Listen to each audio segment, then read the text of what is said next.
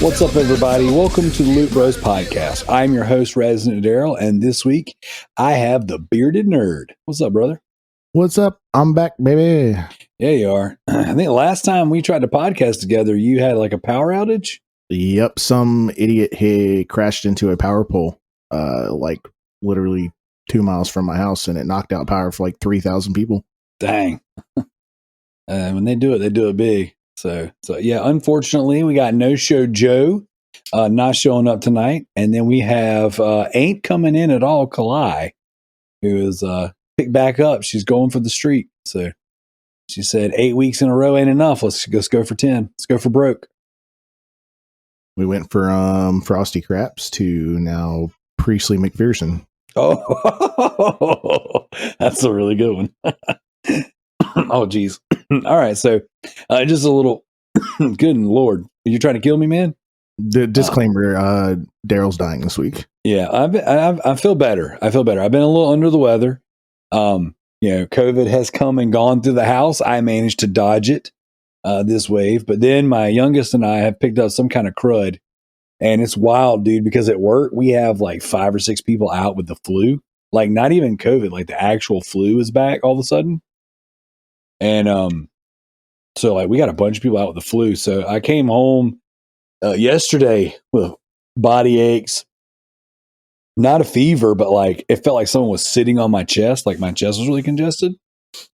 And I took like a handful of vitamins. My doctor was like, "Hey, anytime you feel something coming on," he was like, "Go get you a buttload of vitamin D." In the 5,000 little BTUs or whatever they call them, UTIs or, whatever.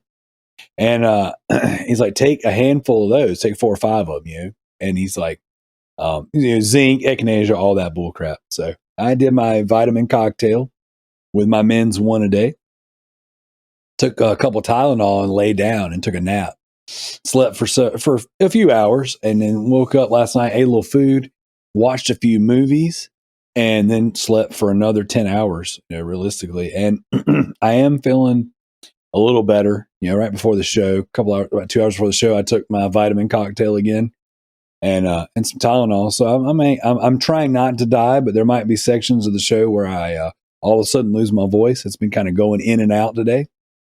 And then I laugh and then I choke and die. So that's kind of where I'm at. So, well, I'm going to need you to stop dying. Yeah, I'm going to clear it up right now. Here we go. It's all a ruse. I was faking it. I wanted sympathy. It didn't work. So, but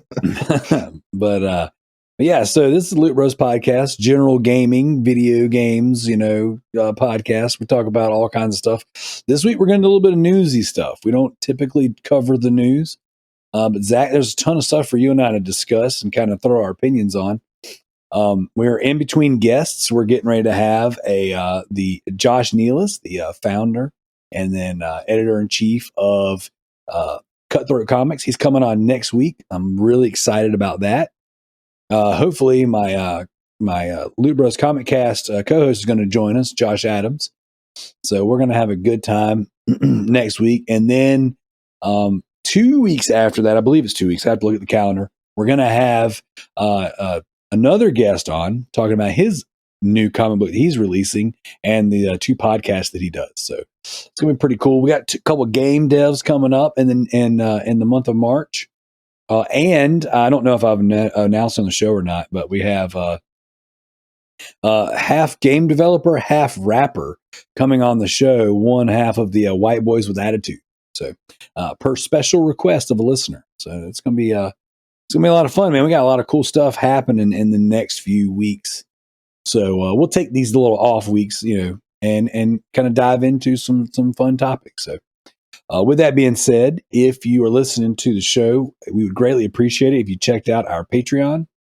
We offer a couple bonus shows every month, depending on the tier you select. And there is what seems to be the favorite tier now, the top tier, the You Pick, We Play tier, where you can challenge us to play a game of your choice. We prefer that you pick a game that you really enjoy and you challenge us to play it, but every now and again we get some trolls in there. And I have been challenged 2 more times this month. So I have been formally challenged to play Sleeping Dogs Definitive Edition, and so that's coming up on the on my list of things to play. And I have been challenged to play and finish Final Fantasy VII Remake. So got two more good ones in the can. So I'm pretty stoked about that. But before we go any farther, Zach, you want to toast? Yeah, let's get it. I got a special drink at Dollar Tree today. There you go. It's a weird foreign Formula One racer, I'm guessing. His name is Lewis Hamilton. It's a weird monster I've never seen before. It's in a different language, so we'll see. Hey, there you go. Well, I'm just rocking the old white, Zero Ultra, my favorite. So this week's toast goes out to our February Patreon producers. We have MZ Nitro. We have My Name is F.M. Mayo, Redbeard Rick, and El Presidente La T-Bird. Actually, excuse me, I was wrong.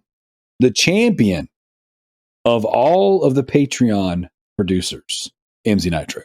So I forgot I had to address him by his full name. His proper title. Le Champion.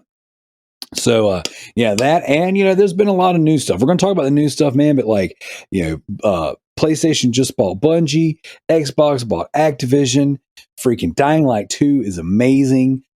Horizon Zero Dawn comes out, Horizon Forbidden West comes out next week. There's a lot of cool stuff happening in the gaming sphere. And so a lot of cool things. And the tickets are on sale for the Batman. I know. I want to go see the March 1st show. So a lot of good stuff. Ooh,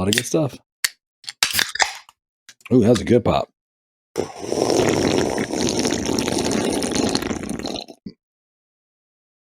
Had to be nice and easy so I didn't choke.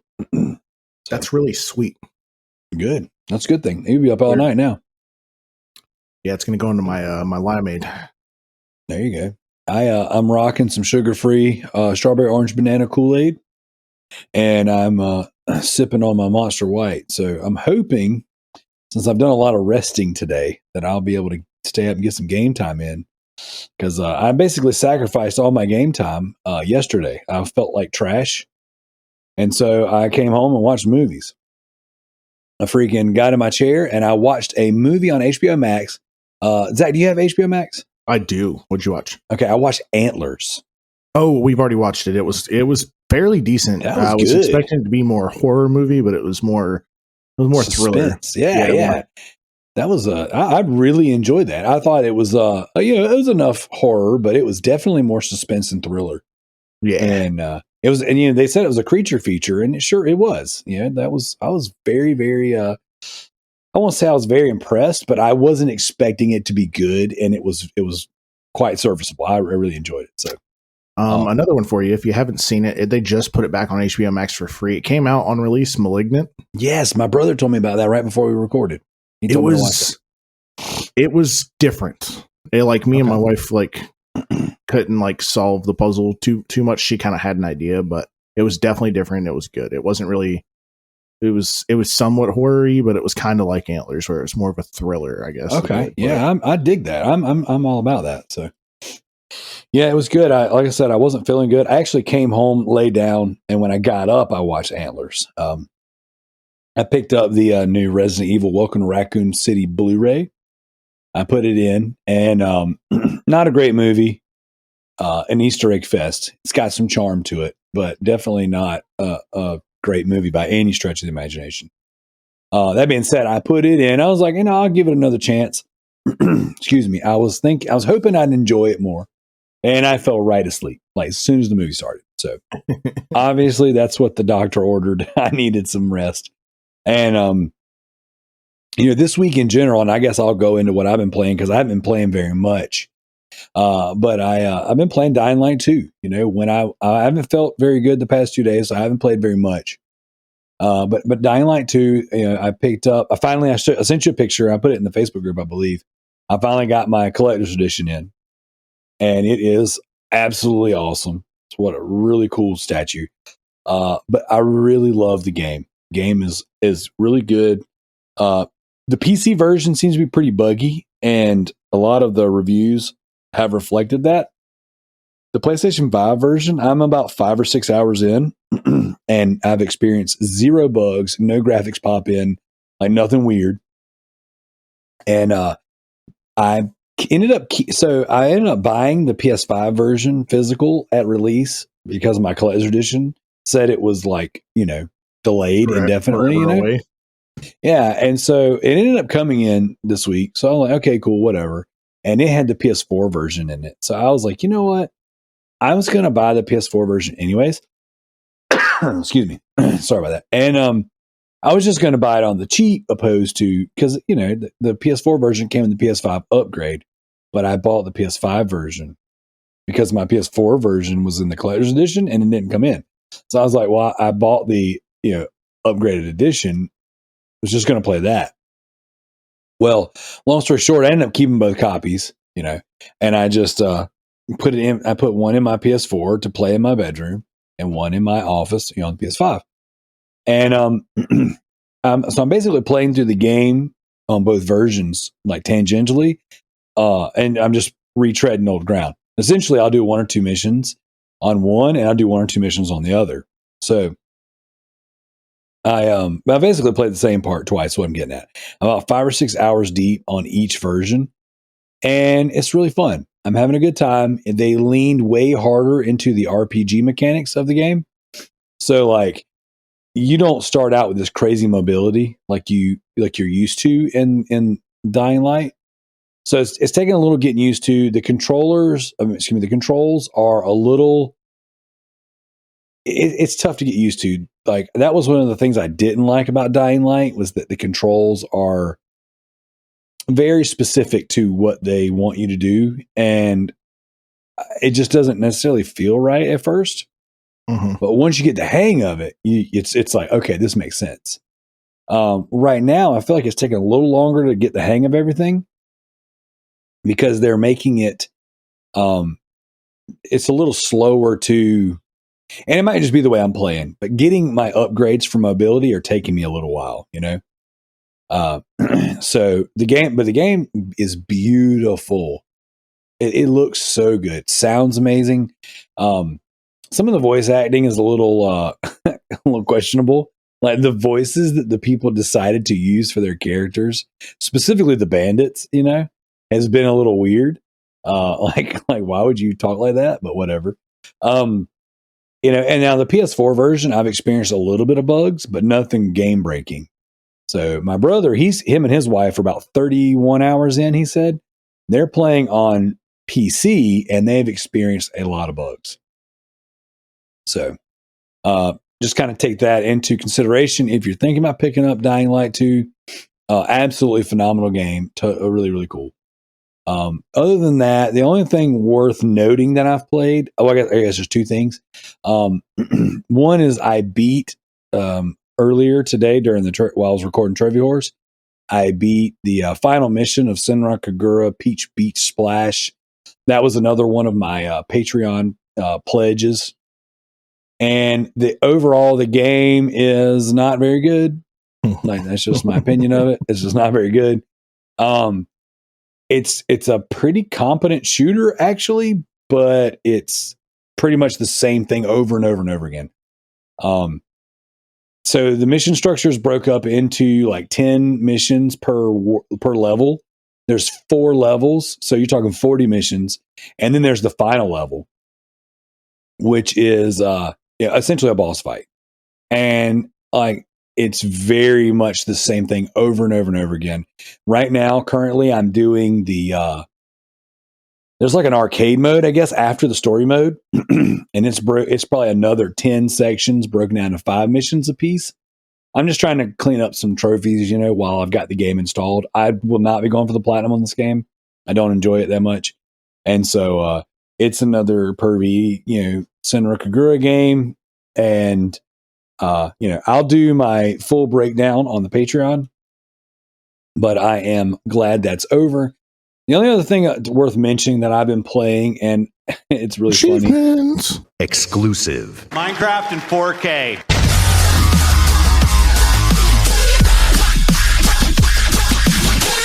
It's really funny.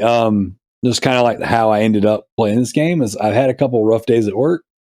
I was really tired coming home, and I sat down in my recliner, and I was like, I'm going to play something on PlayStation. What do I have installed? And I couldn't really like figure anything I wanted to play. So I was like, I'll play GTA 3, but not the new definitive edition, the remaster. I'll play the PS2 port that's on PS4 from like 2016. So I fire it up, and the controls are so janky, like so janky. They're like, I kind of struggle for a minute. I'm like, I'm not really digging this, and I don't really want to mentally focus into anything. So, you know, I got about an hour before I need to put the kids to bed. They're doing their thing. My wife's doing her thing. I was like, I just went and stole a taxi and started doing taxi fares. So I just rode around Liberty City, picking up people and taking them to their destinations. Wasn't killing anybody. Wasn't, doing missions. I just was having a good time. Just picking up a taxi and going. And so you have to do 100 taxi fares to for a trophy. And it took me about 2 days. It took me about 2 hours roughly. Maybe 2.5 hours. But I sure enough did it. I just kind of sat there like a vegetable, not listening to podcasts. I was just listening to Chatterbox on the GTA radio, and just listening to Laszlo and doing taxi fares. So it was funny because my kids came in there and they're like, "What are you doing?" I was like, "I'm just being a taxi driver, hanging out. What are you doing?" And they like laugh. They're like, "You're so lame." But like, that's what I was into. That's what I needed to just rest mentally. And I enjoyed it. So 100 taxi fares later, I was like, okay, I think I'm done here. And then I turned the game off. I didn't do anything else. So that's me. That's all I've played. A little bit of Dying Light 2 and some GTA. Well, I was achievement Exclusive. Minecraft in 4K.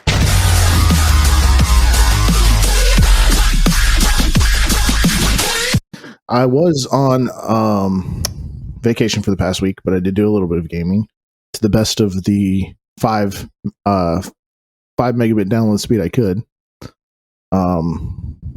I cloud gamed a little Doom Eternal because I hadn't played that yet, and that one seemed to load fairly easy, surprisingly. And then I played a little Jedi Fallen Order. Okay. And I'm about 2 chapters into that. That's actually what I was playing right before we started recording. Oop. So and now I'm playing Crossfire X because everyone said it's really bad, but it's not terrible. So the reason I think a lot of people are saying that the aim is weird is because they're not used to playing a like CS:GO style shooter with a controller. Yeah. And that's what it is. It's a CS:GO style like shooter. You don't ADS really unless you have a sniper. Oh. So it must be intentional because that game has like a huge following multiplayer wise online. I mean overseas. Apparently that's like a huge game. I can't remember if it's Russia or China that game's huge in. And so it might just be that's their CS:GO. I mean, it's not terrible. It's kind of fun, but well, I want to play it because Remedy developed the campaign, and I don't know if it's like a little offshoot of Remedy that did it, but Remedy doesn't make bad games. And I didn't even realize the campaign release, and that's one of the things I was telling you kind of before we recorded is like seems like Xbox has pretty much abandoned this IP because they have not promoted it one bit.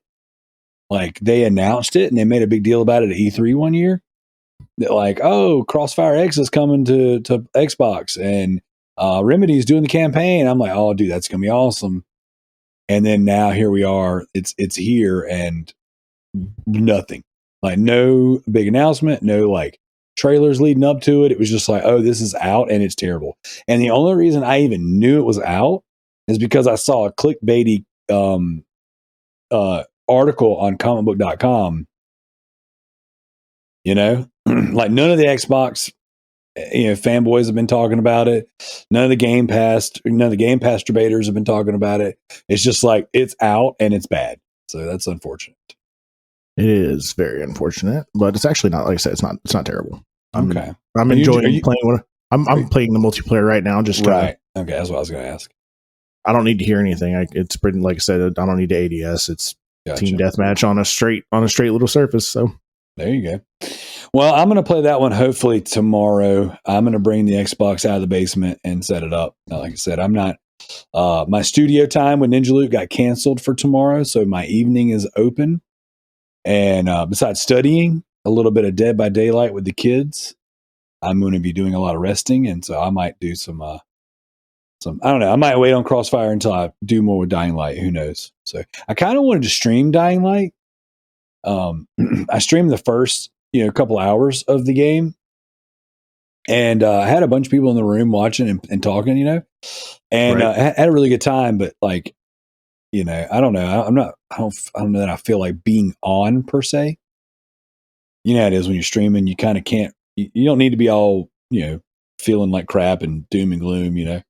Right. So, you got to have that poppy personality you usually have, Darrell. Yeah, you got to do something. So I don't know. We'll see what tomorrow looks like. I might just stream a little bit. But so the reason why I mentioned that is because Techland is giving away like lots of really cool weapons if you watch streams and if you stream the game. So for example, like when you first fire up Dying Light 2, it wants you to link all of your accounts, your Xbox, your PlayStation, your Twitch, everything. Your Steam and all that stuff. And for doing that, you get like weapons. Well, like normally in these games, the weapons they give you are kind of trash or just like not, they're not like you get something better within the first 30 minutes of the game anyways. Nah, dude, the friggin' blade they give you, it's awesome. Like it's way better than anything I have in the first 5 hours of the game. So I was like, man, and then I got like 3 or 4 other ones just for watching Dying Light streams. So what I've been doing is while I'm playing games, I just turn on someone playing Dying Light. Like if they're streaming it, I'm watching it, and I got it on. I'm not necessarily paying attention, but it's like that way I get these extra guns, extra weapons and stuff. So very, very cool that's a thing. So I've been thinking about streaming it. Especially since I'm playing 2 versions of the same game. I've been thinking like, I'll stream the PS5 version. That one looks and plays the best. And then I can just play the PS4 version at my own leisure. So we'll see. We'll see what tomorrow looks like. But you got anything else before we move on, Zach? Anything else? Not this week, actually. I'm looking forward to our guests that are coming up here soon. Yeah. I got a question for you, unrelated to games, but back on the HBO Max thing. Have you been watching Peacemaker?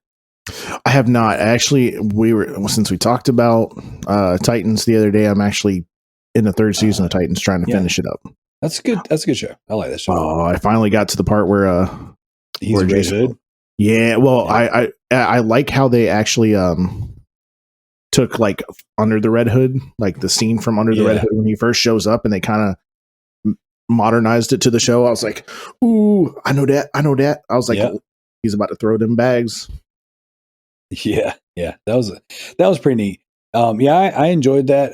It's not the best show in the world, but it's pretty enjoyable. I enjoy it pretty good. Well, Peacemaker is freaking hilarious. Like it's extremely vulgar, but it's hilarious. Yeah, I've heard of it, and a lot of people are super surprised with John Cena's acting. They're like, I didn't know he could act in it. He could act like that. And I'm like, yeah. I was like, he's been in like 4 or 5 other movies, right? Well, dude, he does it all. He does, he runs the gambit of just emotions in the show, and it's really good. It's really good. I don't want to spoil anything, but it's like 7 episodes deep now. And it is hilarious. And then they do, how a lot of shows are like forcing in all the social political stuff. Mm-hmm. This show does it in a very self-deprecating way. And it also does it in a bit of a parody. So like there's certain lines they throw out that's like, oh, this is what you would expect out of a show going woke. But they do it in a perspective that's really funny. Almost poking fun at like the current social political climates, and it's just like it's not on the nose and like disruptive to the show. It's actually like really funny, and like dude, it's a good show. Like, it's like, at first I didn't know that I liked it. I was like talking to one of the guys at work. I'm like, I don't know that I like this show because it's so vulgar. Like, they just, every other word's the F word. And it's like obnoxious. And that is usually a really big turnoff for me, But all the other things that the show does is also just like really good.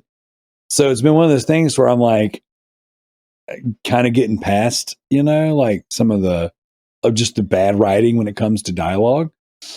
And and the other problem I had with it too is everyone is just stupid.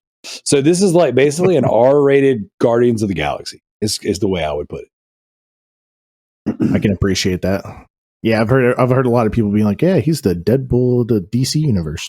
Yeah. Like when he was he did an interview, and basically they were like, yeah, you got to be a douchebag Captain America. And that's exactly what it is, and it's really funny. So, did you watch the latest Suicide Squad movie? I did. I actually went to theaters and saw that. Okay. So you're familiar with his take on Peacemaker. Yeah.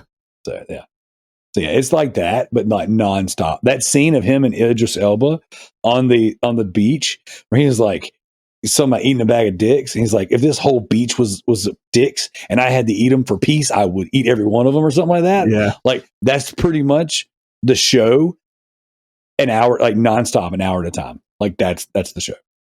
And it's awesome. It's like really funny.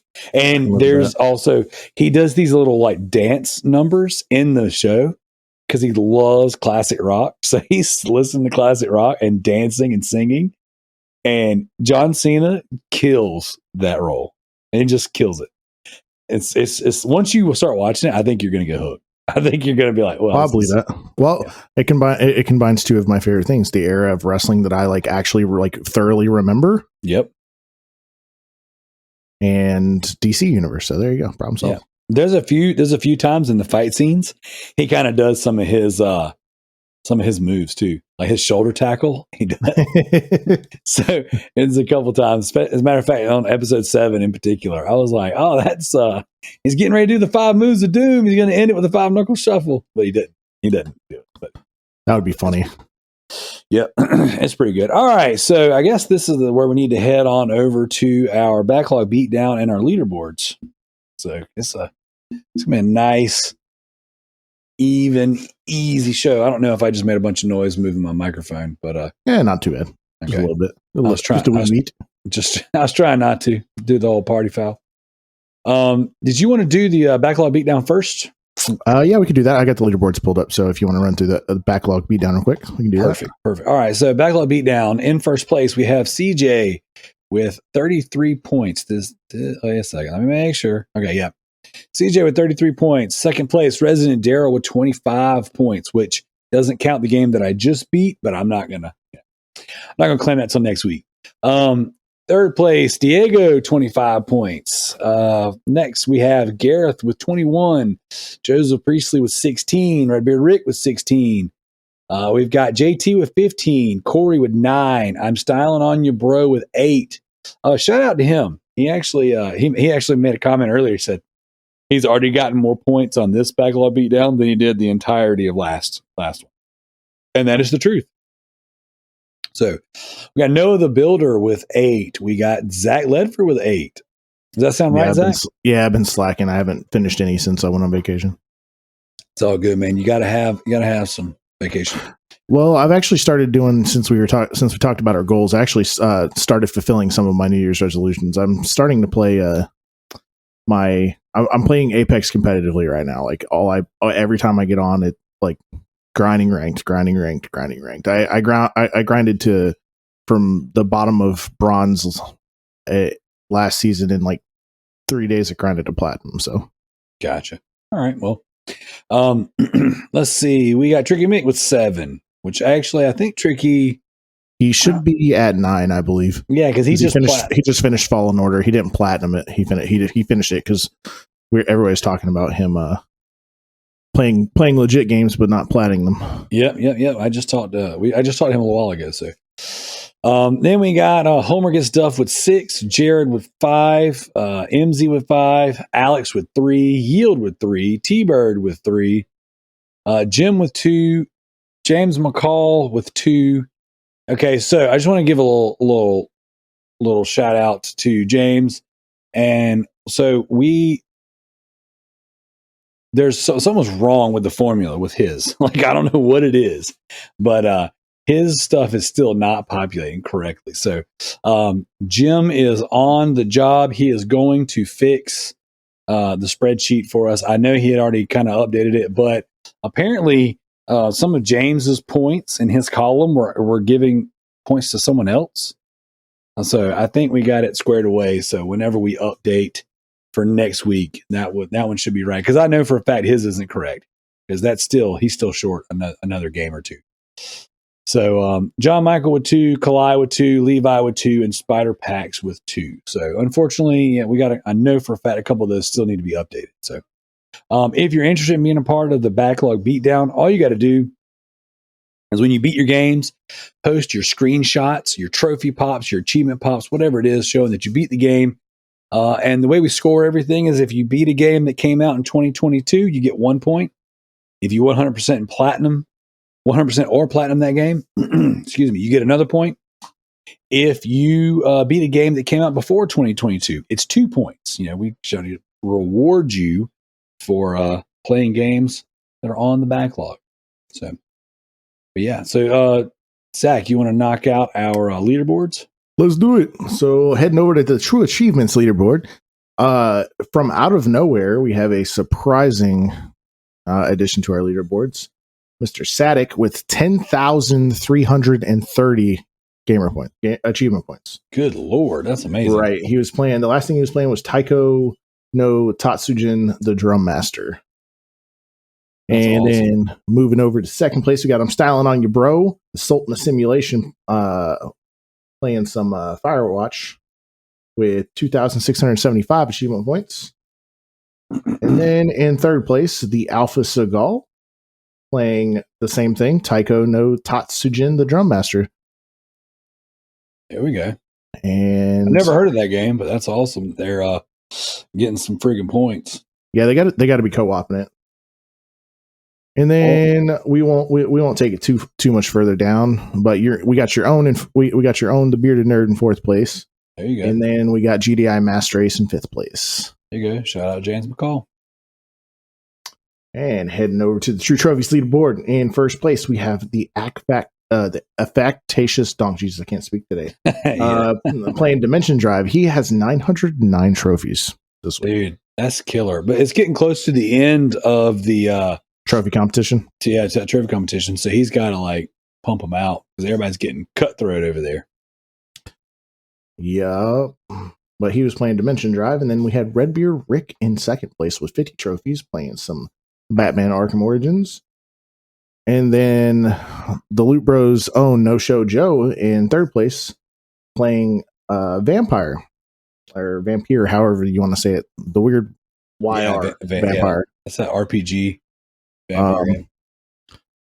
And then we'll just take it. Steigenwolf 4 is in fourth place with 28 trophies, playing Wreckfest. And then the original Loot Bro, Residentdarrell, in fifth place, playing GTA 3.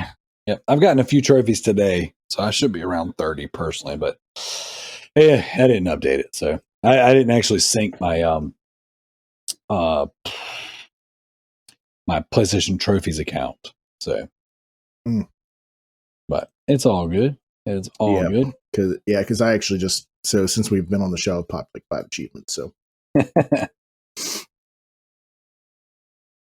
All right, cool deal. So yeah, if you want to participate in any of that stuff, guys and gals, all you got to do is, as far as the leaderboards go to truetrophies.com or trueachievements.com, sign yourself up a profile, link it with your platform of choice, and then join the Loot Bros Podcast custom leaderboard.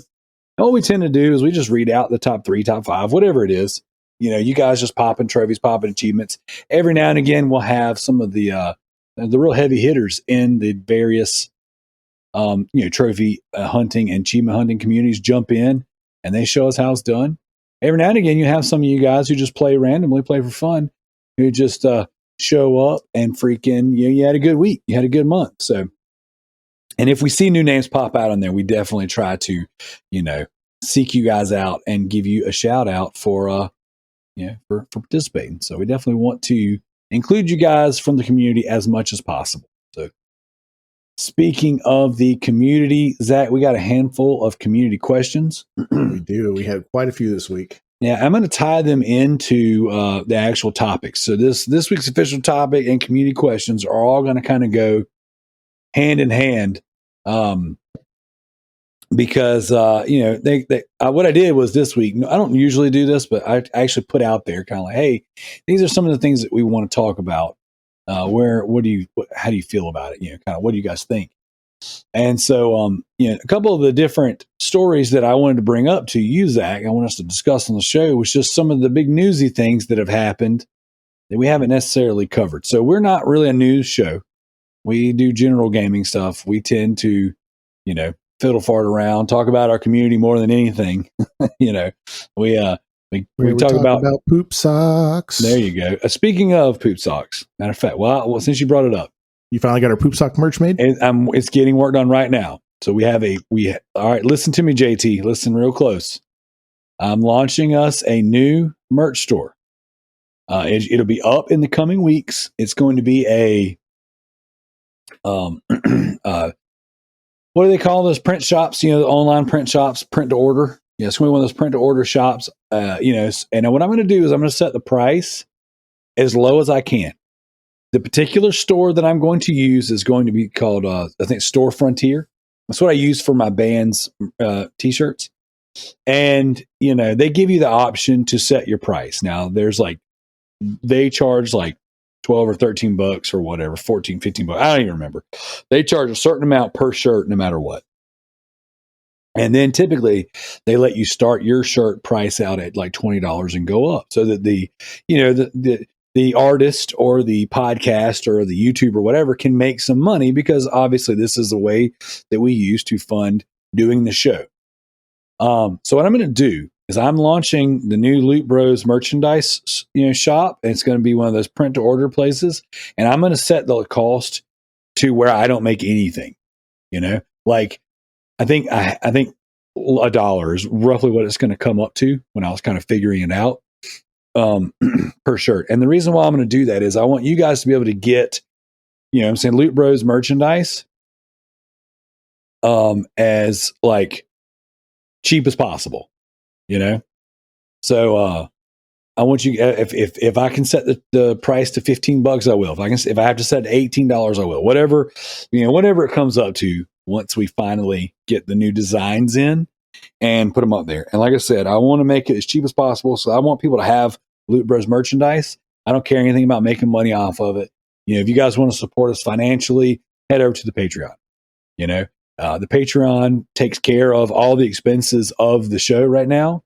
And because our patrons have been so generous, I'm able to hire an artist to redo all of our merchandise. And so that's where all the money's going right now.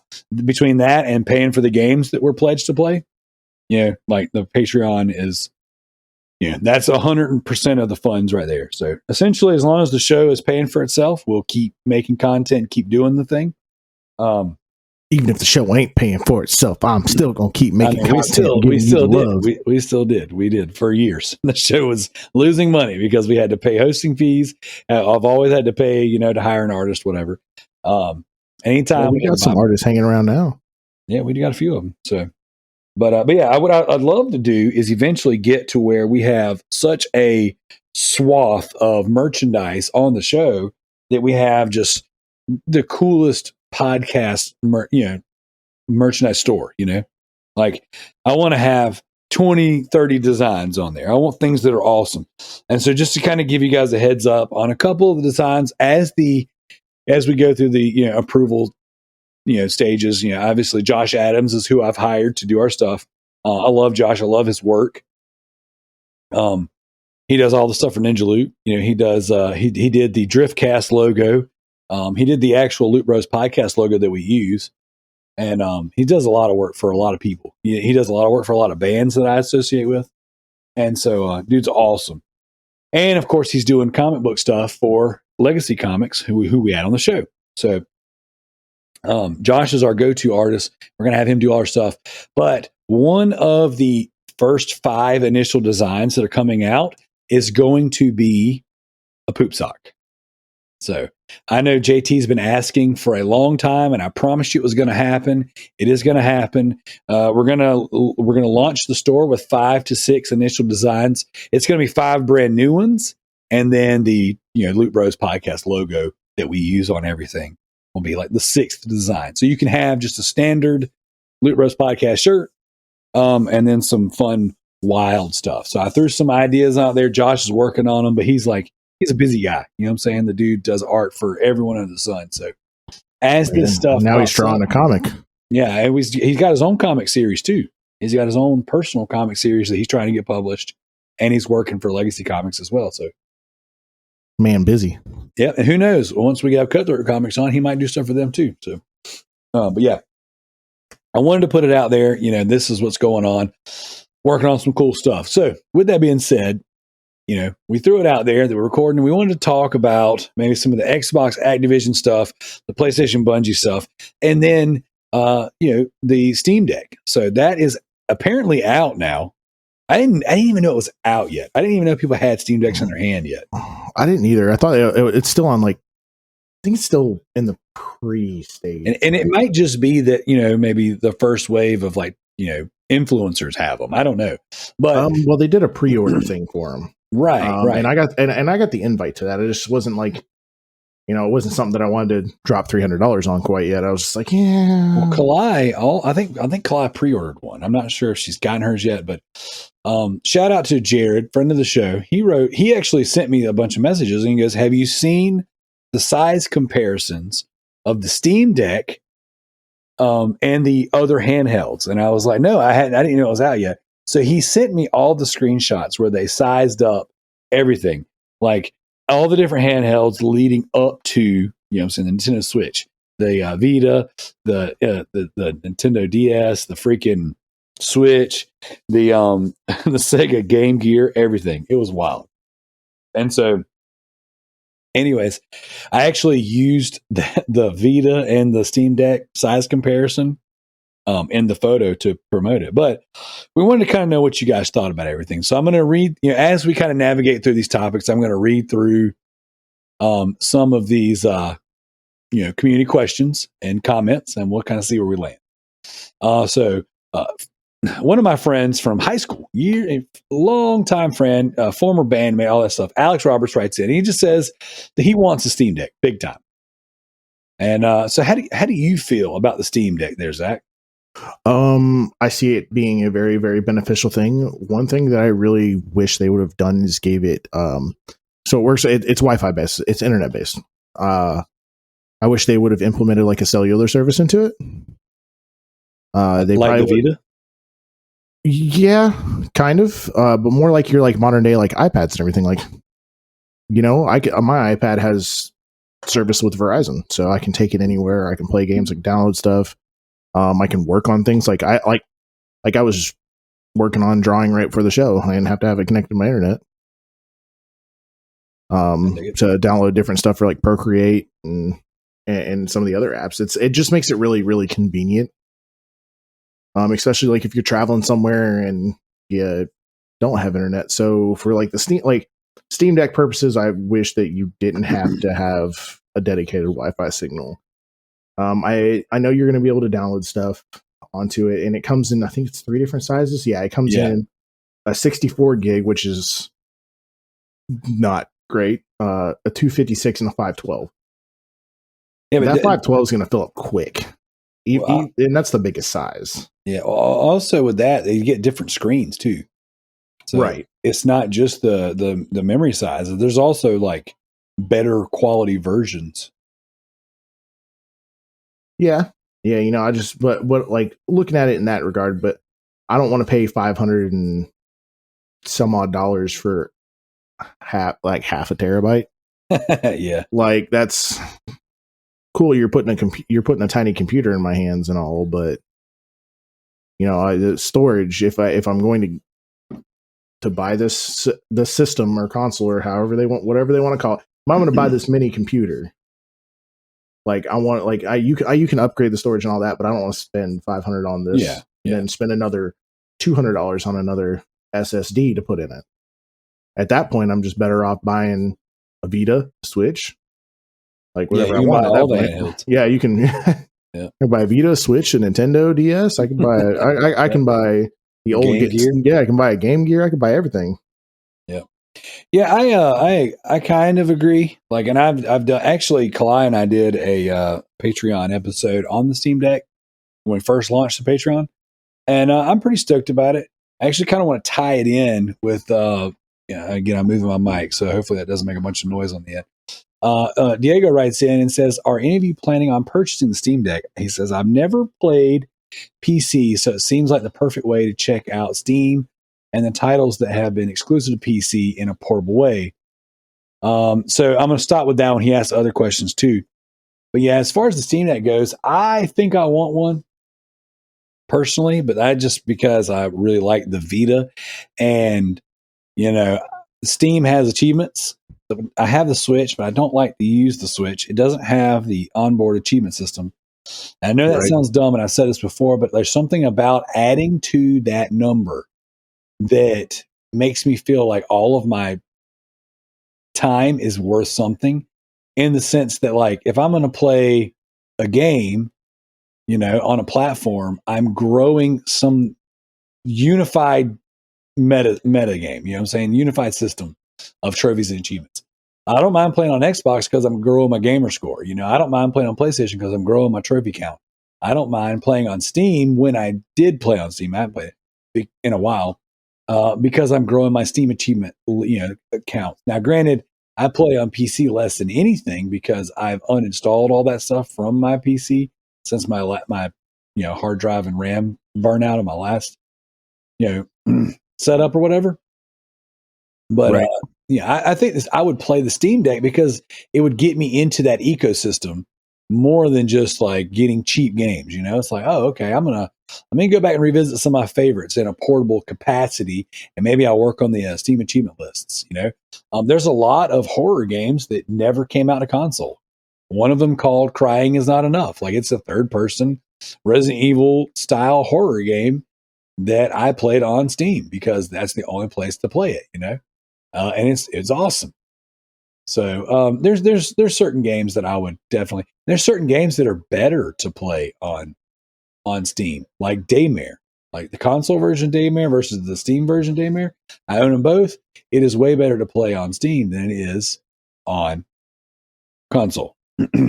So Matt writes in. Oh, actually, no. Josh, our artist and co-host of the Loot Bros Comic Cast, writes in, says he actually posted a GIF of Mindy from the Mindy Project. I think that's what it's called, and it says, "I have a lot of questions. Number one, how dare you?" And I posted a picture of the Steam Deck and the Vita size comparison, and the Vita is like a third of the size of the Steam Deck. Right. And that was a beautiful response because that is insane. Like the Steam Deck, like the button placement is so high on that handheld. Like, I can't imagine that that's going to be comfortable. Like, not only is it so high up, but like the buttons are at the very, very top of the actual handheld. You're going to have 6 inches of girth hanging out past your palm. Like, I don't know. I want to hold one of those because I got to know how that feels. Not that I want to know what 6 inches of girth feels like, but I want to know what it feels like to hold that handheld. Well, the screen itself is 7 inches. It's not the only thing 7 inches around here, buddy. Well, we know you're talking about the length of your controller, so That's right, from stem to stern. from one palm rest to the other palm rest. That's right. So yeah, it looks wild. I want to have one. Like, I want to try it. I feel like the Nintendo Switch is so close to what I want. Right. But like, this was kind of the breaking point for me. Last year for the Backlog Beatdown, I brought the Switch to work with me, and on my breaks, I was playing the Resident Evil games. And I beat a couple Switch games last year. Not many. I think around 5 total. But like I was playing the Switch and it had all of the in-game achievement prompts, right? So when I would do certain things in Resident Evil 5, an actual achievement icon will pop up and it would say achievement unlocked for doing certain tasks in the game. And I was like, oh my gosh, there it triggered the dopamine response. There we go. This is awesome. The problem was it didn't mean anything. And so it was in the game and it was cool, but like it didn't matter. And it frustrated me. I'm like, this is built into the games, Nintendo. All you got to do is add something to your firmware. It's like, okay, boom, here you go.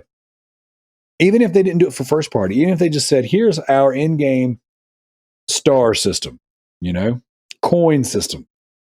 Or even if, and they're like, hey, every game that has trophies and achievements that are going to unlock on every other platform will also unlock here and will give you this total, And it just like, it's so frustrating that Nintendo's so hell-bent on doing their own thing, even if their own thing means nothing. Right. Hey, Nintendo's worth less than Activision Blizzard, and Xbox just bought them. Maybe we can buy Nintendo. Well, they tried. I don't know if you've watched that Power On documentary. Yeah, I don't remember if it said it there or if it was just in an interview, but they said, yeah, they tried to buy Nintendo. Nintendo flew them out, brought them into a boardroom, laughed in their faces, and then flew them back home. Hey, well, at least Nintendo paid for them to come out. Yeah, Nintendo, and I'll put it to you this way, and this will kind of tie into some of the other questions we have. But like right now, Activision just got scooped up by Microsoft. Bungie just got scooped up by PlayStation. You know what Nintendo's response was? We're not buying anybody. If you don't have Nintendo DNA, they don't see it beneficial to work with you. That's what they said. Which, I mean, I got to admire that. Stick to your guns, like you got your homegrown talent, you got your Nintendo formula. It obviously works because Nintendo sells more first-party games on their platform than any of their competitors do. Right. Nintendo sells more copies of Animal Crossing than PlayStation will of every one of their first-party games. So it's like what they're doing works. But it's like that stubborn Nintendo way, or it's just like, oh, come on, guys. I mean, if it works, why try to fix it? I agree. And the thing is, I feel that same way about some of the things that Sony does. So it's kind of like, I get it. If it ain't broke, don't fix it. But it's crazy. So Diego also writes in. He says, do you see Sony purchase? Do you see the Sony purchase of Bungie for over $3 billion unnecessary, considering the fact that Bungie remains independent and are only going to act like consultants for them? Could that amount of money have been used in a better way, like investing in their own studios or purchasing, let's say, Sega? What do you think about that, Zach? What do you think about Sony's purchase of Bungie in general? And then what do you think about their proposed autonomy as well? Okay, so what drives me nuts is Bungie made the original Halo games, and then they wanted to get away from, and it's been said in our group already, but they wanted to get away from Microsoft so they could develop their own title. They weren't they weren't tied down, but now they're tying themselves down to allegedly what their competition was for years. Yep. Well, they also got tied down to Activision for years, and they left. Right. So why are you going to trade? You're essentially just trading one evil for the next. Yep. And now you're going to be controlled by Sony. They're going to say, hey, you can or cannot make this, and Destiny, when they made Destiny free to play, it saw one of its biggest player count jumps in forever. And it's one of the very few games that I know has cross progression, which is nuts. So when I started playing Destiny 2, I only owned a PlayStation. I played the whole thing on PlayStation. So it was really nice when I was like, okay, well, I don't have a PlayStation now. What do I do? And then I was like, oh, I didn't know you could do this. So now I can play my same characters on my PC and my Xbox and still have everything. Yep. Like that was smart, but now they're not going to be able to it's going to be just like Call of Duty because they just announced a Warzone 2 and a sequel to Modern Warfare 2019. Yep. And those are going to be Xbox exclusives. The new Warzone is going to be Xbox exclusive. Sucks to suck.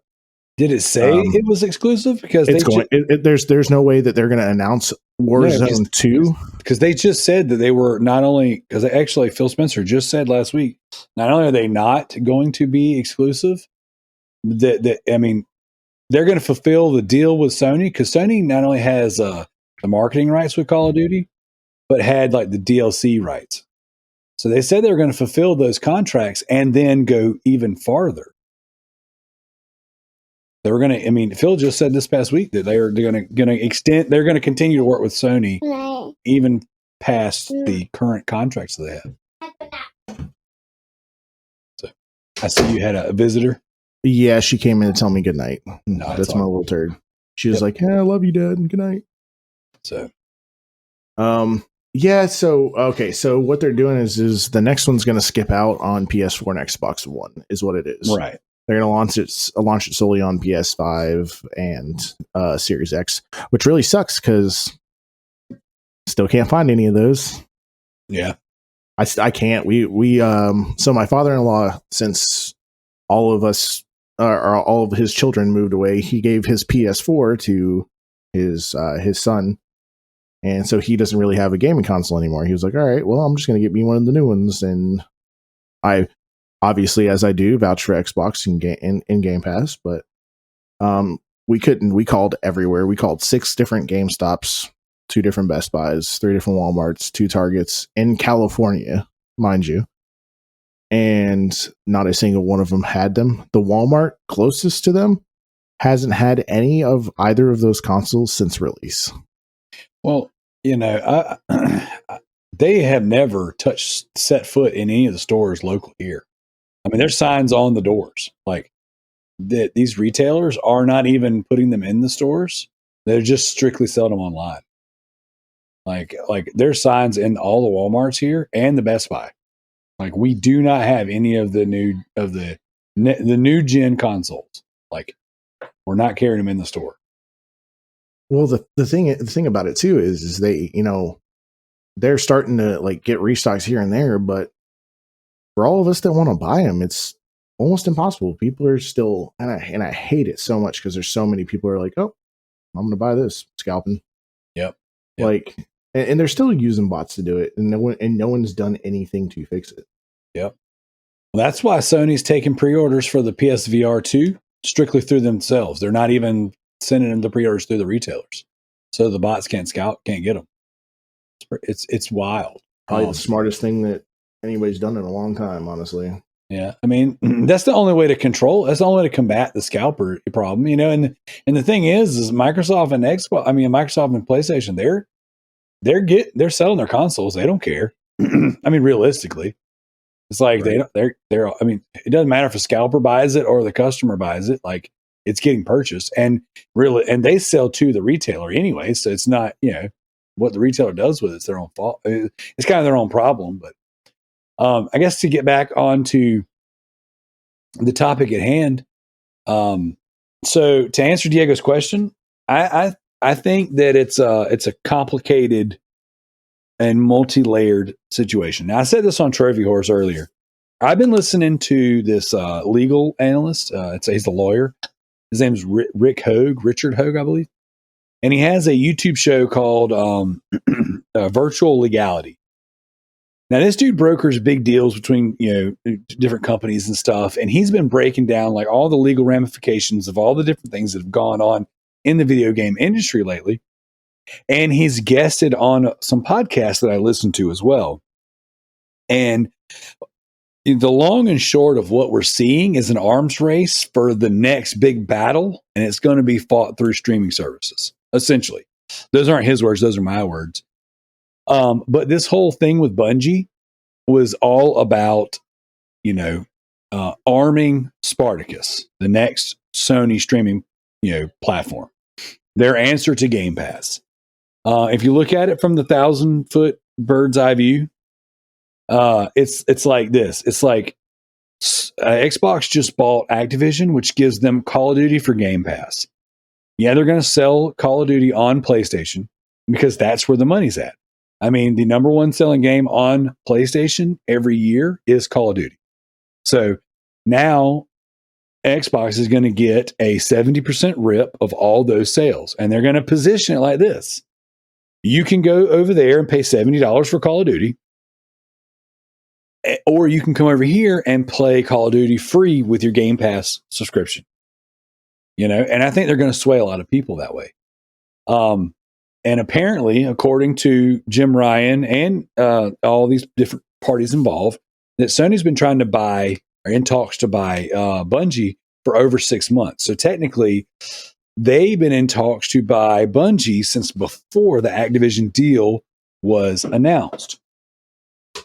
So, the whole thing is, and also apparently, according to rumors, that the Activision deal kind of started, this whole proposal started in November. So technically, if the rumors are to be believed from a third party, not even someone who's, PlayStation or Sony leaning, it's someone who analyzes everything from a legal aspect, that PlayStation's been trying to buy Bungie for longer than Activision offered to sell itself. As Activision approached Microsoft, Microsoft didn't approach Activision.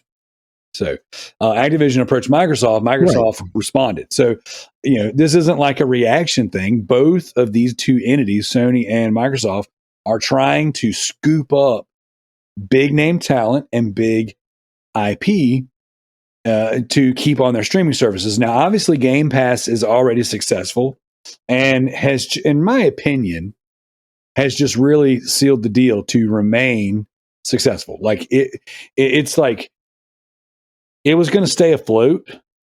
Now it's like, okay, this is legitimately having the biggest game released every single year as a Game Pass, day and date release. That to me, that was like the biggest thing they could have done. So with that being said, Sony's over here looking around like, what can we do for our subscription service that we're getting ready to release? Sony does not have a really good first-person shooter. So Bungie provides all of that. Now, Bungie notoriously does not play nice, right? Bungie was problematic for Microsoft. They didn't like the leadership. They didn't like working with them, and they asked to be released, and they were. They lost Halo, but they started Destiny. But then Bungie went and signed up with Activision, and then reportedly didn't play nice. The two parties were not happy with each other. I mean, all of the different little press releases they would have go out one after the other show they weren't getting along. Activision says, hey, we're not happy with Bungie, or with Destiny's numbers. Bungie comes out with a press release that says, oh, we're more than happy. I've been listening to these breakdowns for years, and like Bungie was not easy to deal with, and they didn't like whatever governing that Activision had over them. So they left. Now 2 times now they've already broken out of deals with huge partners. Now then they turn around and they just seemingly sell to PlayStation out of nowhere, which again, that's we'll never really know what started that conversation. But apparently, in the language, now this is again coming from someone who is a lawyer and then breaks down all the legal lingo.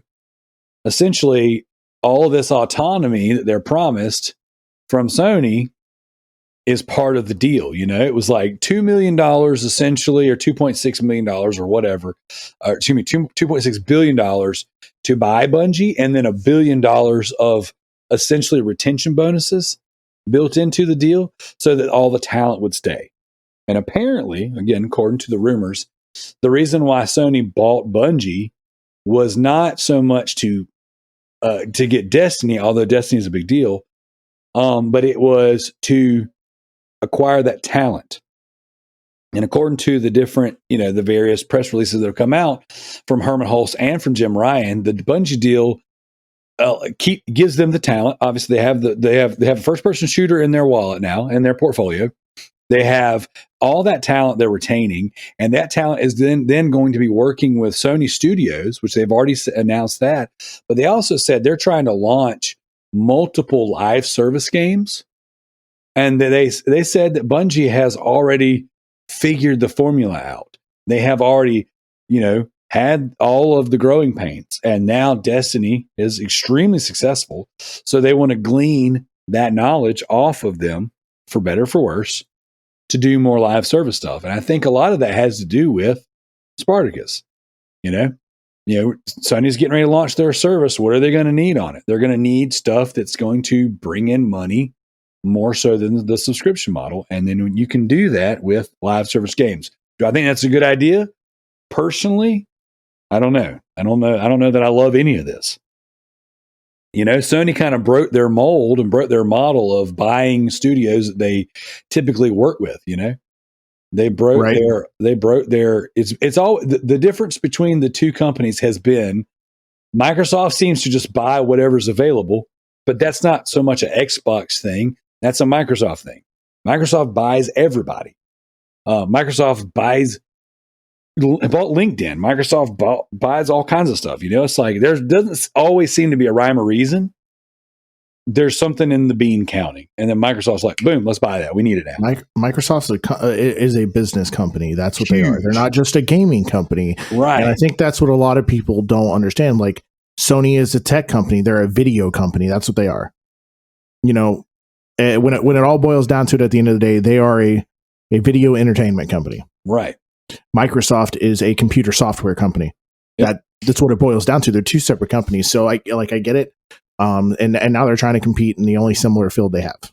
Yep. And one has a bigger wallet than the other, Yeah. Oh yeah. Well, I mean, like we said, there's not a million people going out and buying Sony Blu-ray players and all this other jazz. You know what I'm saying? And even if they are, I'll spend $50 on a Blu-ray player. We got people going out and spending $50 on a key for Microsoft for Windows. Well, none of that, but everything under Microsoft's umbrella is a subscription service now. I mean, Windows, all Microsoft Office, all that stuff is freaking subscription. Yeah, and it's one of the largest utilized.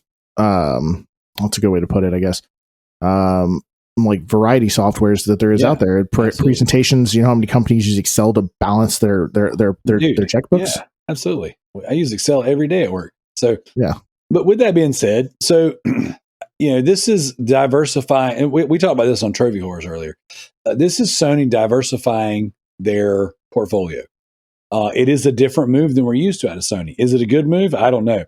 Will Bungie be around forever? Who knows? I'm sure in that deal somewhere that there is some legal lingo that will not allow Bungie to behave the way they've behaved with their previous two partners. No. And essentially they're allowing Bungie to behave the way Mojang behaves in the Microsoft platform. And this isn't original to me. I didn't come up with this, but I was listening to Sacred Symbols, and that's something that Colin Moriarty had posted, or had pitched. And I think that's really brilliant. Microsoft paid $2 billion for Minecraft, and Minecraft is multi-platform. And we didn't know they were coming out with Minecraft Dungeons. Okay. So on its surface, they paid $2 billion for one game, a game that had been out for a decade on every platform. How does that make sense?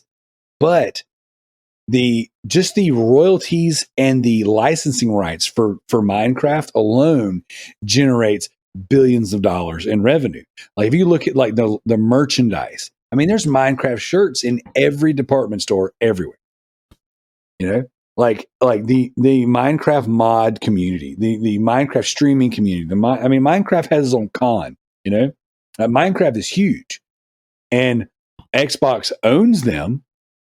But Mojang does its own thing. They work with Minecraft, and they support Minecraft. And then they came out with Minecraft Dungeons. And in theory, if you think for $2 billion, and that was 5 or 6 years ago, $2 billion, right?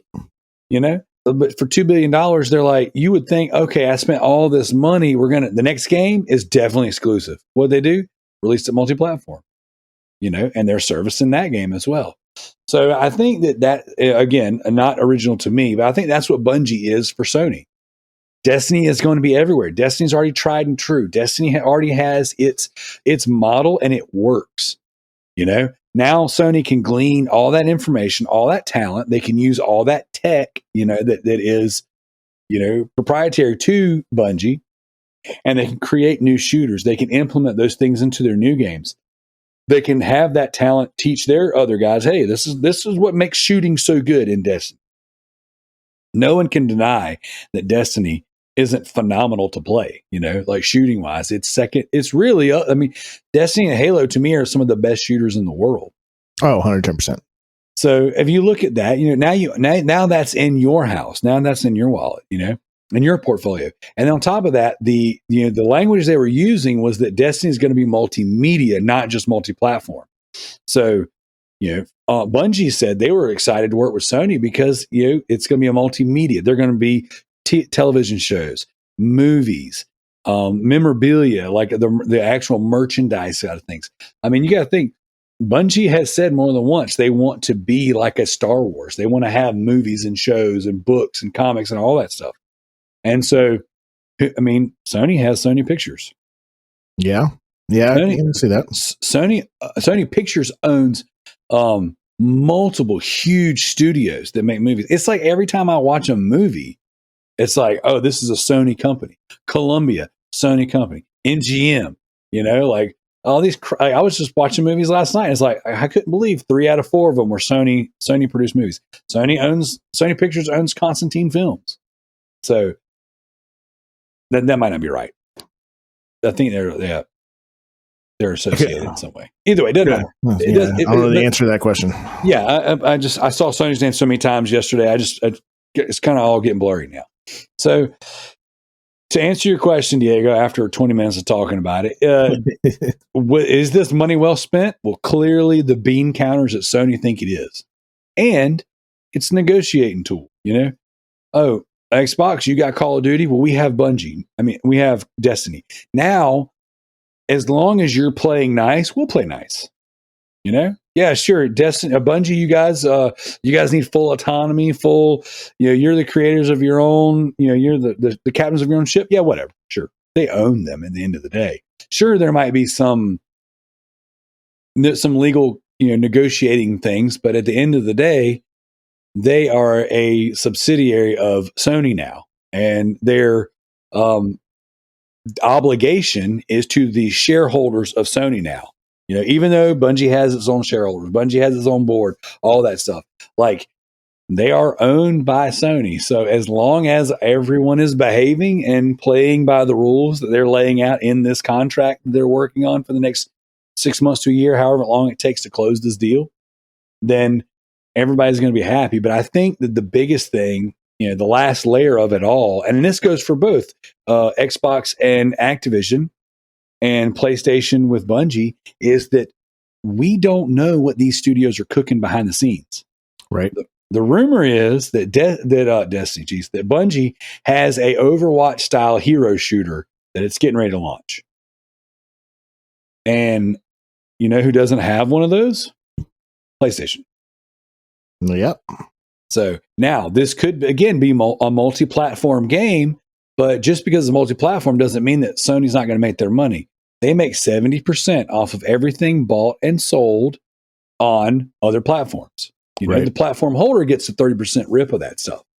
So, just like it's going to be mutually beneficial for Call of Duty to be on both platforms, Xbox can give it away on Game Pass for quote unquote free with your membership. But you know what? There's people who've been playing on PlayStation forever, who their friends are on PlayStation. They're still going to pay $60, $70 a year for their Call of Duty. Yeah.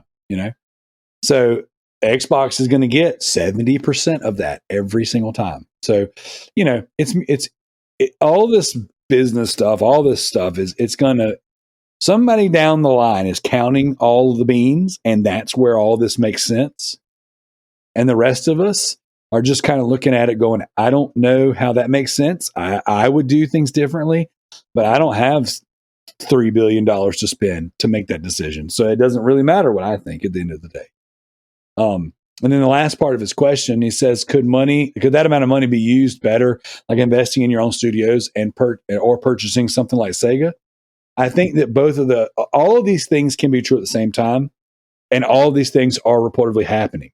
So both Microsoft and PlayStation said they're not done.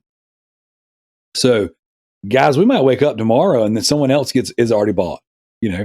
which this stuff takes months to happen. So they're already working on other deals. On top of that, like PlayStation has, I mean, this just this past week, multiple studios within PlayStation are expanding. Some of these places are opening up new locations. Naughty Dog is hiring.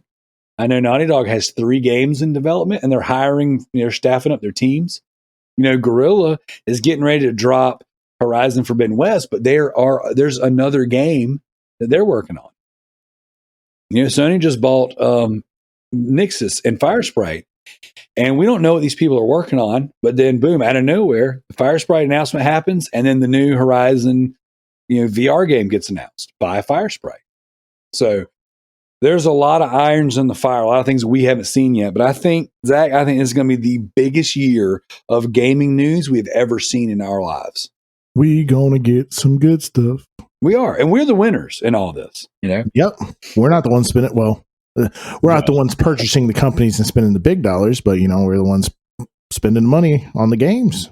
And I said this on Trophy Horse, man. The next war, the next battle is going to be through the subscription services. 110%. And taking my bias out of it, like we're going to win from this because at any day, and this year, it's going to happen this year. Sony's going to announce their new subscription service that's going to replace PS Now. And I guarantee you're going to start seeing first party content on it, and you're going to see it on it faster. Now, their approach might be different than Xbox's, but, Sony has a lot more in its portfolio outside of games as well. They own both of the anime services, Crunchyroll and Funimation. They own Evo, the fighting game tournament. They also have Sony Pictures and all of those movies and shows and all that stuff. So the rumor is that all this stuff is going to be incorporated into that streaming service somehow. So Sony's answer to Game Pass might be completely different than Game Pass. But at the end of the day, we, the consumers, are going to be the ones that benefit because, we're going to get a lot more content for our money. Does that mean we own any of it? No. But we're going to get access to it for a lower barrier to entry. So at the end of the day, it's going to be good for us.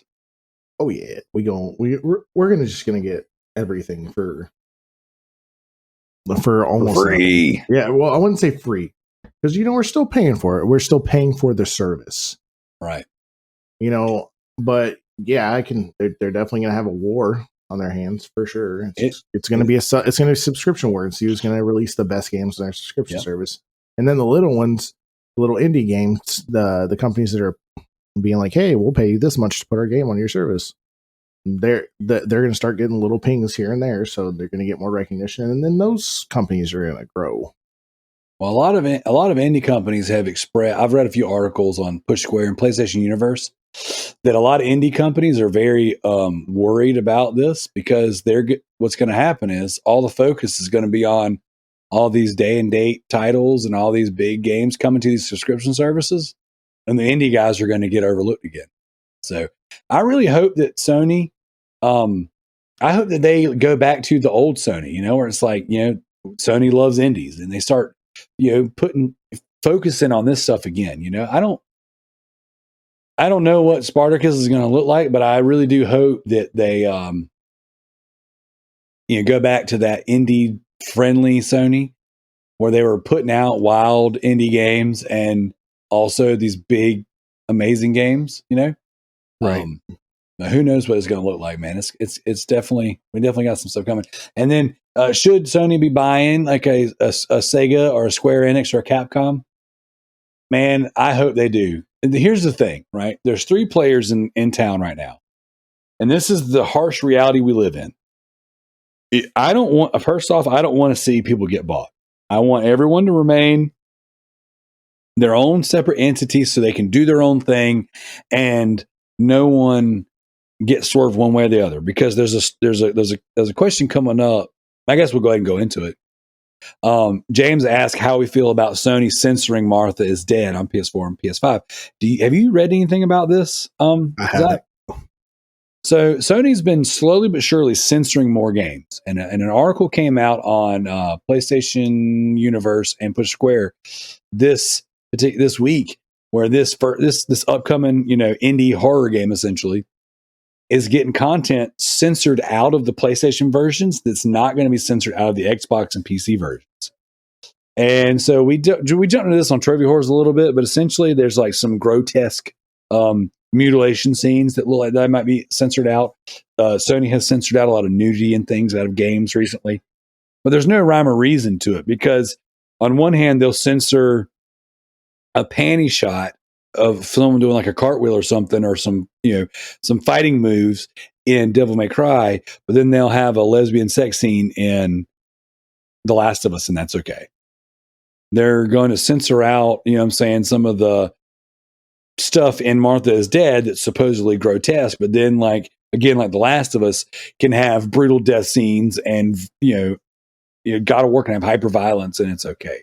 So I don't know what their standard is, what their algorithm is that they're using to determine what is and isn't censorable. But when you have all this consolidation, and then you have someone like Sony who like, well, we like to censor stuff. If they go buying up everything and then they start censoring all the content, to me, that's no good. Now, granted, I said this on Trophy Horse too. So if you guys have listened to that show, or you're going to listen to that show, you're going to hear me say it again. For me, censoring content might not necessarily be a bad thing as far as my personal taste and or things that may or may not line up with my like religious standpoint. Like, I don't want a bunch of nudity in my games. I don't want a bunch of, weird sex scenes in my game, for various reasons. So like, not having those in there doesn't go against my personal taste or interest. But what I do I also don't like is, I don't like whenever free speech and freedom of expression is, not allowed, So it's like, sure, this might not be something I enjoy, and it being gone might not be bad for me personally, but like in the grand scheme of things, I don't like that that's happening, because I want people to be able to say and do whatever artistically they want, even if I don't like it. Does that make sense? Yeah, that makes sense. So yeah, I was thinking of a good analogy for it. It's like going to a 5-star restaurant and telling the chef that you want your steak well done. Yeah, and that's not the way it was intended. Right. You go somewhere fancy where you get something that's like been made by this person. It's made how they intend it. It's so funny you say that, because I went to lunch with some friends today, and they told a story about going to a 5-star, chef prepared steakhouse and getting a medium rare steak, and they like it well done. They send it back. Like, that's offensive to the creator. Oh, 110%. And you're paying $300 for a dry-aged steak to be prepared by a chef, and then you say, no, this isn't the way it should be done. And essentially, that's what Sony's doing to these creators. Now, I don't know what the content is they're trying to cut out, but the fact that this is a thing, and not only is it a thing, but like the digital version of the game is going to come out on time, but now the physical version is being delayed because it has to be altered now. Right. And that is very frustrating to me, that this is the thing. But I can go to Xbox and I can get the game as intended.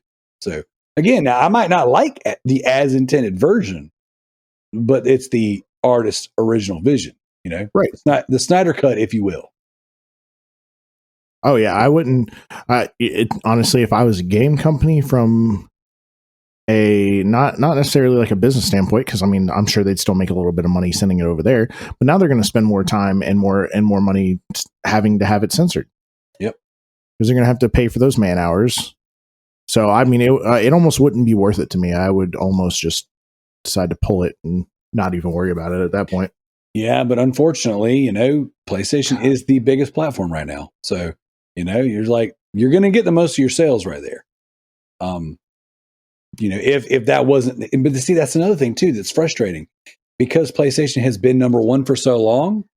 You see this, but if PlayStation wasn't number one, not for 1 second would they censor this game. No. PlayStation 3, would have said, bring it on. That was when you had hyper violent God of War and push button sex scenes in the game, Right. So like that's the thing that's so frustrating. It's like, oh, because PlayStation won last gen and is selling 2-to-1 this gen, like they do these things, and we've seen issues with that in the past. So to answer you, James McCall, how do I feel about it? I don't think it's good. I think it's a bad thing. I think that's bad Sony right there. Even if I don't want to see whatever it is they're cutting out, I think that it's bad practice, and it opens the door for worse censorship. Now, going back to what I was saying earlier, there's 3 major players in the game. You got Xbox, PlayStation, so Sony and Microsoft, and then you have Tencent, the Chinese communist company that's been in the background buying all of these studios up and buying into games and things like that for the past couple years. So, acquisitions and consolidation is the world we live in right now. And I would rather Sony or Microsoft be the ones buying these things opposed to Tencent. So, do I want to see them buy a Sega or a Square Enix or a Capcom? Not really, but I hope that Sony, if they're going to buy any of them, I hope that Sony buys Capcom.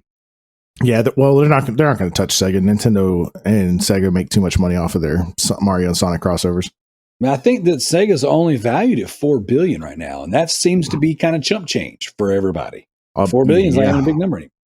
Well, not for these larger companies, when you've gotten to the point where these 2 companies have become mainstays in the community for so long, it's hard for any other company to do anything or even break into it. Like, using it just as an example, like the Dreamcast. So many people love the Dreamcast now. Yeah, nobody bought it when it came out. Yeah, nobody bought it when it came out. If you guys wanted it so much and you guys wanted it that bad, you should have just supported it then. But now, we're all suffering from a decision, like we made back then. But that also, we not factoring in like the economy and whatever was at the time, I guess.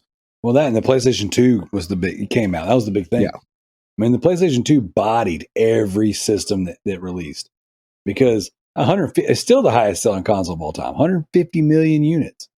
It put a Blu-ray player. a DVD player in the house. Yeah, well, I think that was a big sell for it at the time because that was like, oh yeah, that was it coming out at the time, I get it. Yeah. Oh, dude, we had dude, my wife didn't have a DVD player in her house, right? I would bring my PlayStation 2 over there so my wife and I could watch DVDs. Like it was a big deal, They're like, oh wow, you got a DVD player. Everybody was still rocking VHS, or there were DVD players, but they were a few $100. Yeah, well, the original Xbox did it too. It had a media. Yeah, but the PS2 came out first. Yeah, that's true. Yeah, and that was another thing too. That was like, again, it's 2 in 1. Like we owned a video store when that happened, right? So that was a big deal. Like I remember like being on the kind of the ground, the ground floor with that stuff. It was like, oh my gosh, DVDs are the future. We had a building full of VHS tapes and this just 2 little racks of DVDs. And then when the PlayStation 2 launched, it was like launching with a DVD player. And so it was like, well, people who are moving forward with tech and getting DVDs. And it's like, and then the new console's out. What are you going to do? You're going to spend $300 on a Samsung DVD player? Or are you going to spend $300 on a PlayStation 2 with a DVD player built in? So, I mean, I still have my launch PS2 with a DVD player, and it is insane. Like, that was a huge, huge deal back then. So, but yeah, so like, I don't know, man. I think that like let's do this. All right, Zach, if you're Team Xbox, I'm Team PlayStation. Right. Who do you think that Team Xbox is going to buy next? Maybe who do you think, like your best guess of what you think they're going to do next? And then in a perfect world, who would you have them buy? Well, I think if they're going to buy anybody next, they're probably going to pick up Epic. I feel like them picking up Epic and Fortnite would be a big thing for Microsoft. Now I don't know if That's a I don't huge know if competitor. I don't know if Epic will, because Epic has a lot of brand deals with different companies, but we haven't seen necessarily too terribly many like Sony exclusive characters in their game. But we've already had Master Chief. Are the newest one the newest one or the Naruto one that came out recently, so they're like big in the anime section. So they're starting to pull some bigger names in. Microsoft has the money, Sony does not. I feel Epic Games is yeah. worth $17.8 billion. So yes. not out of the question. So if I see them picking up anybody, that's who I see them picking up. And then they're gonna get the royalties off that, because your kids play Fortnite. Oh yeah. Your kids work hard and they spend their money on V-Bucks. So if Microsoft is getting that 70% and Sony's getting the other 30 or however we want to put it, I think that'd be a smart pickup for them. Now, in a perfect world, I would like to, I would love to see them pick Bungie back up, but obviously it's not going to happen. So let's see what. Let's see what third-party companies are left. Then while you're looking it up, I've got a few off the tip of my tongue. Okay. So I think realistically, one of the three. Well, excuse me. There's four companies that I think are on the table right now, and one of these four it's happening. I think Remedy. I think that makes perfect sense with the way that PlayStation makes and releases their games. I think that those third-person over-the-shoulder experiences, like Remedy, lines up with them. So I think that Remedy they've got their eyes on them. I think that as a publisher, Capcom, Square Enix, or Sega are on the table, and I think realistically, Square Enix is gonna be the one that's gonna get picked up. But if I had a perfect world, I would say PlayStation will buy Capcom. Yeah, I can see that. That I could see that more. Like I said, Sega's kind of, they're going to be stubborn. They're like Nintendo. Well, realistically, but Nintendo has announced this week they're not getting involved. They're not buying anybody. So it's like it would, to me, what would make sense is this: that Sega gets sold to Nintendo, Sony buys Capcom, and then because Xbox has been so desperately trying to get into the Japanese market, that they would swoop up Square Enix, because they already have those relationships with Crystal Dynamics, which I think that they might just buy Crystal outright, because Crystal's building. They just hired Crystal Dynamics to work on that Perfect Dark remaster. Right.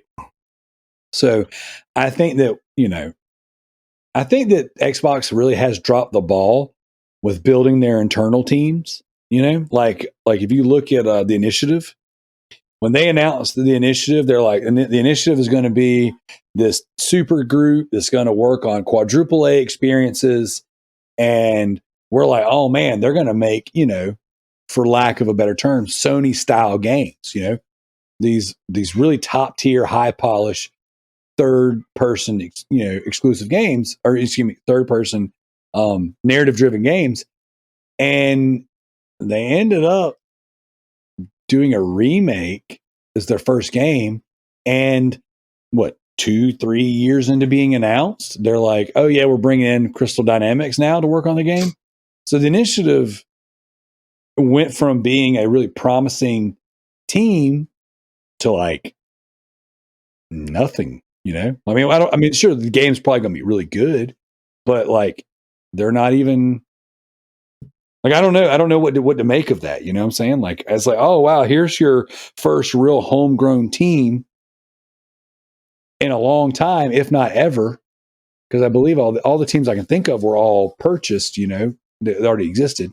Not that really matters, because once you're in the family, a couple games deep, then it's as homegrown as you can expect. But I don't know, man. The Initiative really should have been something extraordinary, and right now it just seems to be a bit of a nothing burger.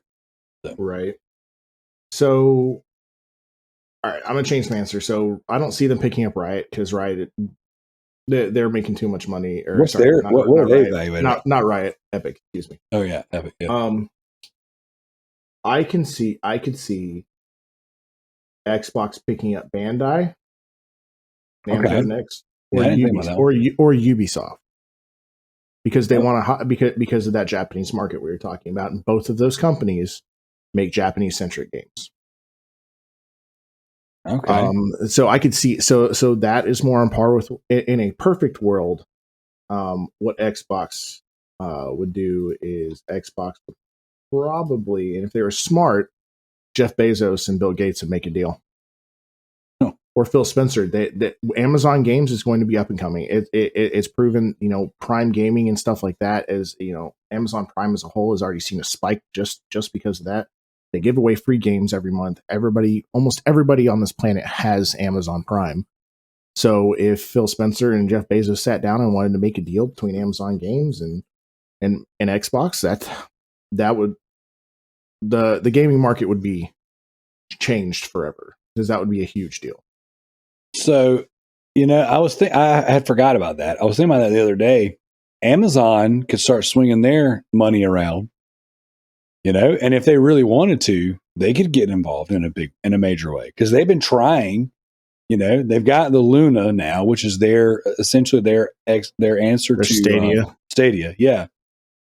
And they're like trying to make games, but like they keep failing. So, well, New World isn't bad. It saw a huge spike when it first came out, and because it was an MMO, it was beautiful. It's something that a lot of people hadn't done before, but I think they jumped the gun a little too fast, and they weren't quite ready, because they've never been in that market before. So that was kind of their shock. I think almost every other Amazon game we get after this is going to be substantially better than the New World. And New World still, they're still fixing stuff and producing content. But you've definitely seen it, because they've done a lot of server merges lately. I just got a notification they're announcing another server merge this week. Their player base has gone substantially down, because they are lacking furthering the content in the game. So I think now that they're like, we made this mistake here, let's not make this mistake on this next one. Yeah. Well, They're learning from their first mistake. It was their first game. Yeah. But for their first game, it's still great. The storyline is fantastic. The gameplay is smooth. There wasn't a lot of bugs. It's really not that bad of a game. That's pretty interesting. I've never played it, so if it ever comes to console, I might try it out. Doubtful, because then they would definitely have to make a deal. Yeah.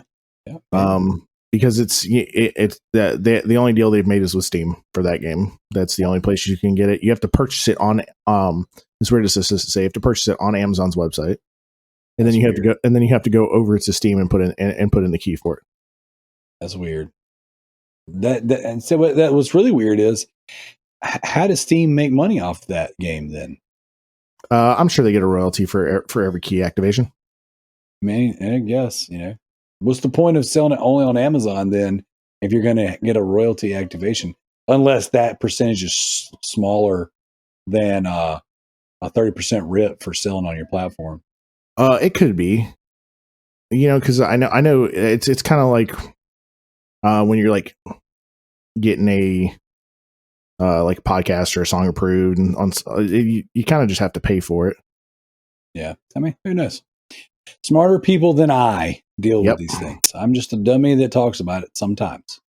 Usually I stay away from that, because it's like, as soon as you think you know something and you start to talk about it on a podcast, more information comes out. It's like, oh, by the way, here's this layer of the onion you didn't know about.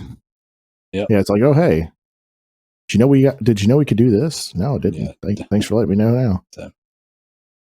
So that's essentially the show in a nutshell, guys. I mean, I don't know. We've been running our mouths for a while now, and I think that we've pretty much covered everything that there is to cover. The Steam Deck's huge. Xbox has got a lot of money. PlayStation makes good games. Nintendo's stubborn. PlayStation makes bad decisions. Okay. Censoring a game. We talked about censoring games. Yeah. Total douchebags for that. So, like I said, PlayStation makes bad decisions. Yeah, they're total douchebags for that. But then again, you know what? It's probably gonna be one of those things where when I play it, I'm gonna be like, oh, like with Agony, it's like they censor all the dicks out of the game, and so like when I play Agony, it's like glad I'm playing the dick-free version, even though that your favorite game is what's it? Order 1886. Yeah, 86. It has penises all over. That's it. another thing. They censor the freaking the wieners out of one game, but then they released the Order, and there's 2 wieners in that one. Or Conan, or what was Conan Exiles, right? No, that's the censored version on console. Oh, is it really? But it's censored on both consoles for that one. Oh well, that might have been like a ESRB thing for that one. Because the PC version was advertised with this dong slider, and they're like, oh, you can make this giant wiener and whatever, and then it was like, you get the console version, and they got like a cloth over it, which is again, playing the dick-free version. I'm fine with that. Yeah, I mean, I'm sure some people aren't fine with that, but I'm fine with that too. Yeah, I don't need to play. I don't need penises in my video games. I think I'll take a not a hard pass. I'll take a soft pass. A flaccid pass. A flaccid pass. Yeah. Yeah. Speaking of the Order 1886, I really, really, really am ready to play that game again.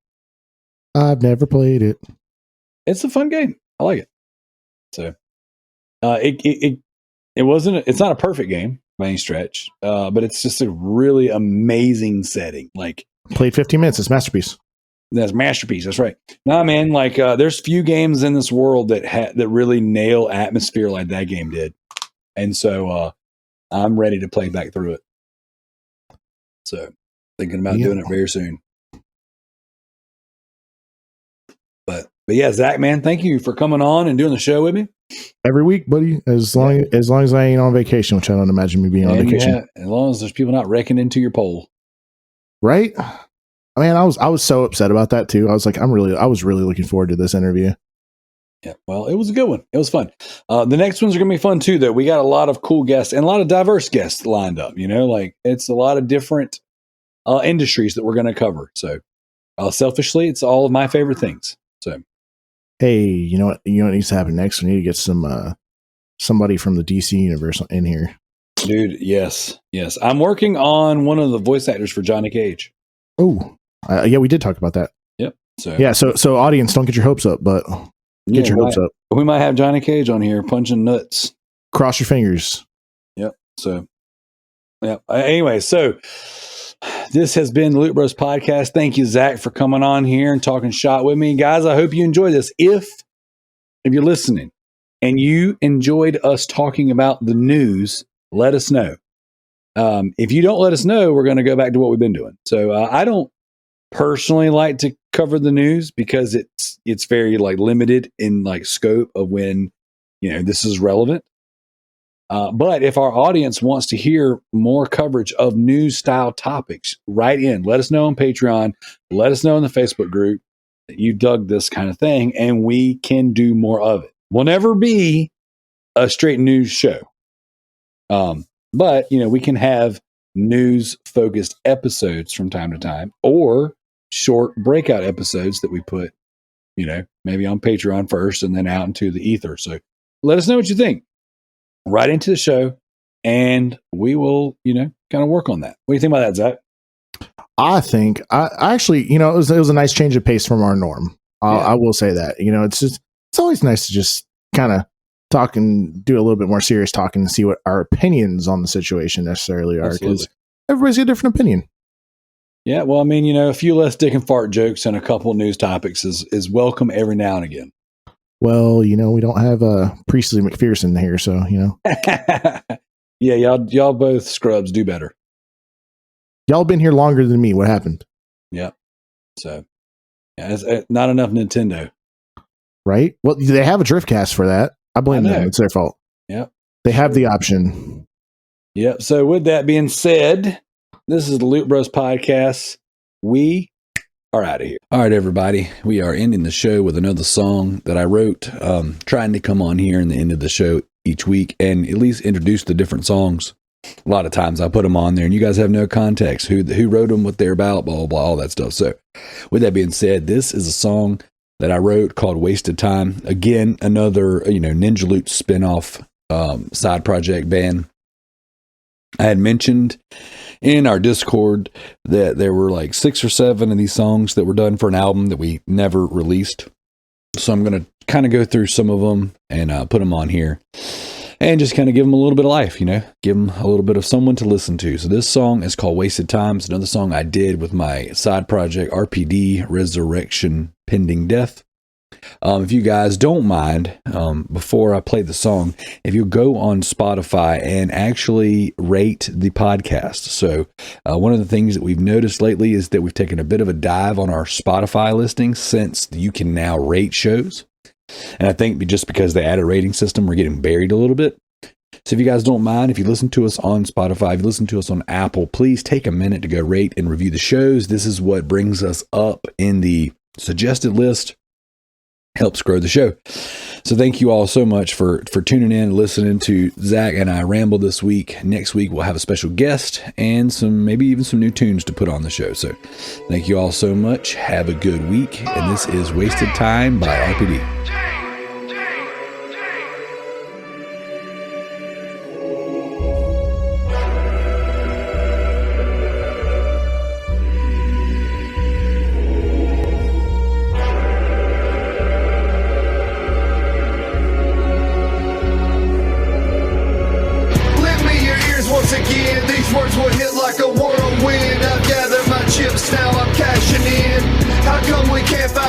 Inside ourselves to be who we're meant to be and reach out to people in need.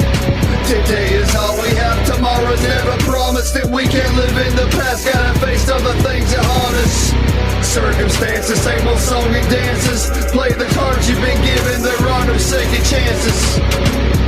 I've wasted so much time, I am flawed by this design, my mistakes, they follow me, surrounding me like a raging sea. Can I be a better me? The world telling me I have to be. Rather stand and go against the grain, I'll be the one that will face the flames. If I told you you mattered, would you listen then? That despite all your flaws, you're still a 10 out of 10. You'd say I'm lying, but you're worth your weight in gold. All these lies that you've been told, so many people for hurting your soul. Love how they say that you learn how to roll with the punches. Talk about scars, but like a bunches. Pain will take anything that it touches and make it feel equal to nothing. I'm trying to speak into your soul to let you know your worth, so you can keep your head up, you've survived worse. Can't you see yourself how you're meant to be seen? Hurting people hurt people is such a vicious thing, and I will never let anyone bring me down. I will continue to fight the fight and always stand my ground. Right is right and wrong is wrong, there ain't no arguing that. Wasted time looking back, I was so blind to the facts. All the people that I passed, everything that I didn't do, so afraid of life looking up through my rear view. I've wasted so much time, I am flawed by this design, my mistakes they follow me, surrounding me like a raging sea. Can I be a better me? The world telling me I have to be. Rather stand and go against the grain, I'll be the one that will face the flames. Ups and downs, smiles and frowns, they say what goes around comes back around. Comes back around. Would you bleed for what's right? Choices to be made to find your way back to the light that shines bright. Day turns to night. Pray to God to keep you safe. You do your best out in the world to try and stay strong in your faith. I believe that you were great. Anyone can have a bad day.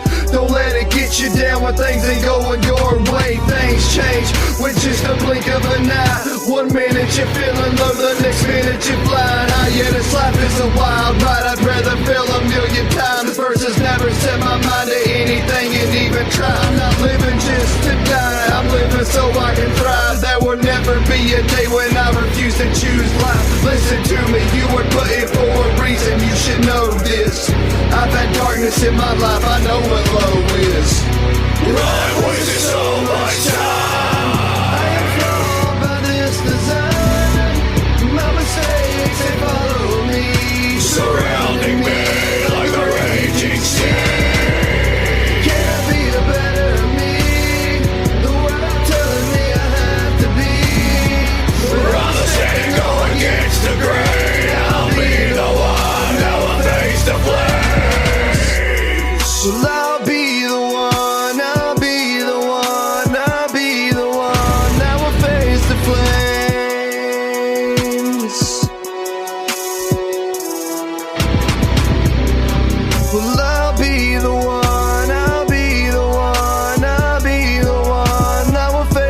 slave.